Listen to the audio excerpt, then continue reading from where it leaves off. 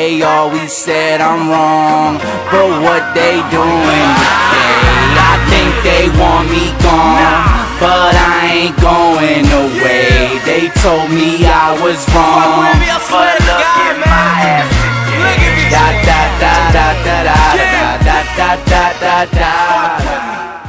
Hey guys, what's going on? I'm Tim Kelly. This is The Real Sports Talk. Thank you for tuning in. Follow me on Twitter at CashKelly_TRST and check out TheRealSportsTalk.com.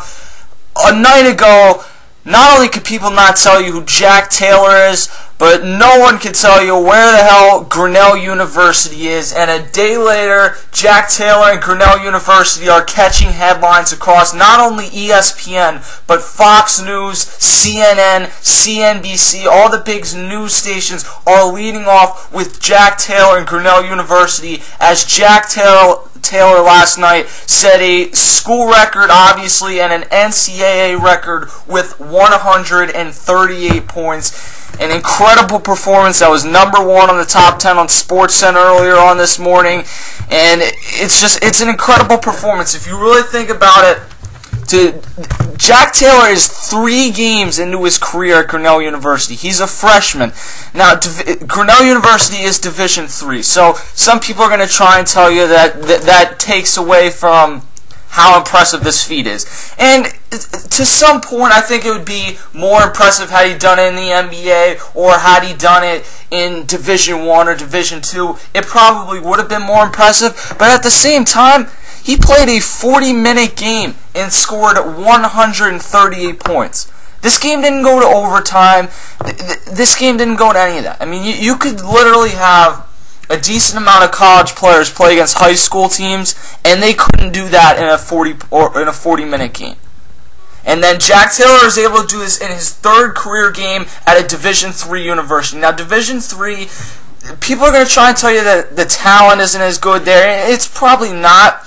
But a lot of the people that played Division III were the very best players in their conferences in high school, and either they went to a small school that didn't get a ton of attention, they don't have the attributes in terms of height or whatever, but they're still very successful players, and that's why they're still playing in college at the Division III level. I know a decent amount of people that have gone on to play Division III in numerous different sports, and they were all very talented players. So to kind of knock this because it was Division III, I mean, the way I look at it is he still only had 40 minutes to get it done. Now, the competition obviously is not as good as if he had done this against Kentucky or someone like that, but it's still extremely impressive. Last night, Jack Taylor shot 52 of 108.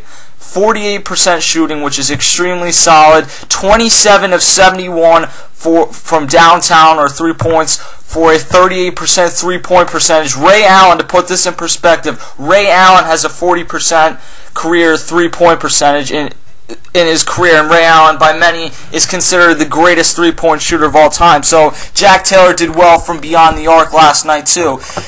Just the fact that this happened at Grinnell University a night ago, like I said at the beginning of this video, no one had any idea where Grinnell University was, what it was. No one knew who Jack Taylor was. And the thing about Division III is it's a lot more similar to high school. It's not like Division I where just the best talent comes in. You recruit the best talent, they light it up in their freshman year, and then they go to the NBA. Division III, it's going to be more the juniors, seniors, and the really good sophomores, maybe a freshman or two that are able to play. In this case, Jack Taylor is in the Division III system at Grinnell, where he is in his 3rd career game, and that's what really makes this the most impressive. Well, that's what the most impressive part about this is. Jack Taylor is not a senior. Jack Taylor is not someone who's gotten an opportunity to move up to Division II or Division I. Jack Taylor hasn't caught the eye of NBA scouts, and that's why this is fun. If this happened at Division I, would it still be cool? Certainly it would. But to happen at Grinnell University with Jack Taylor, 2 things that people didn't hear of last night, that's what makes this such a good story, and I think one of the best sports stories that we've seen throughout this entire year. And I think Jack Taylor alone last night, he got interviewed by tons of different radio stations. He was on ESPN last night. I was watching it. And then this morning to wake up and see that you're not only leading SportsCenter, you're number one on the top 10, but oh yeah, two of the greatest NBA players of all time, and Kobe Bryant and LeBron James, they're just taken back by what you were able to do in this game. Let's start with LeBron James, the defending NBA MVP and Finals MVP. He says it's unbelievably, honestly. I'd like to see the game, and I want to see the game. So basically, he didn't see it, but just the fact that Jack Taylor is able to drop 138, that really showed something him. And Kobe Bryant, 5-time NBA champion, 1-time NBA MVP, NBA legend, he says, wow, that's impressive. That's crazy. I don't care what level you're at. Scoring 138 points is insane. And that pretty much sums it up for me. Because I'm honestly, or let's take the superstar at your high school basketball team. You could play him against an elementary basketball team, and quite honestly, I don't think he could score 138 points.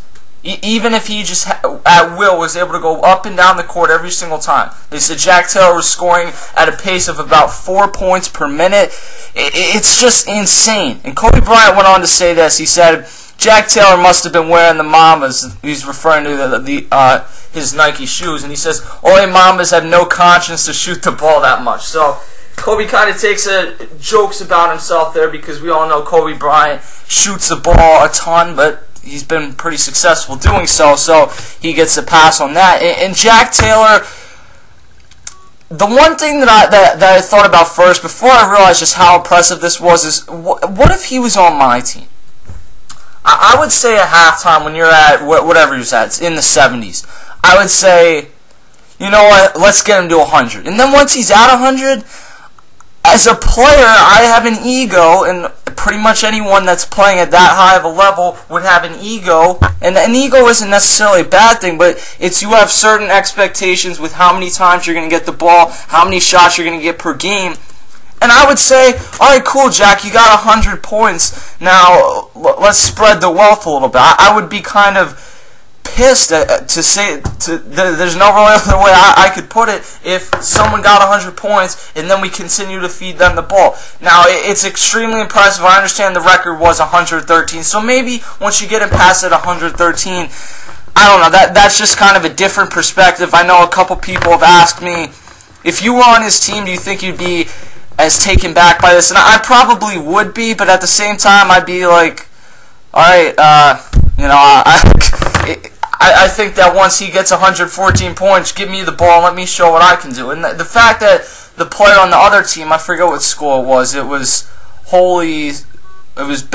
Faith Baptist Bible College, excuse me. He had 70 points too, and the fact that that's going to get overshadowed, that has to be a huge disappointment as well, because how many times do you see somebody score 70 points at any level? Not very much. I mean, half the time in college basketball, there's games that an entire team doesn't score that much, let alone one player. So Jack Taylor, 3 games into his career at Grinnell University, drops 138 points.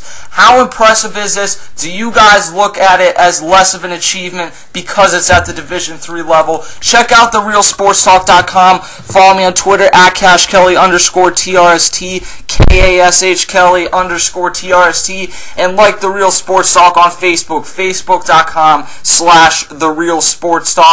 I'll catch you guys later. Just a little bit around the corner from fear. Be there.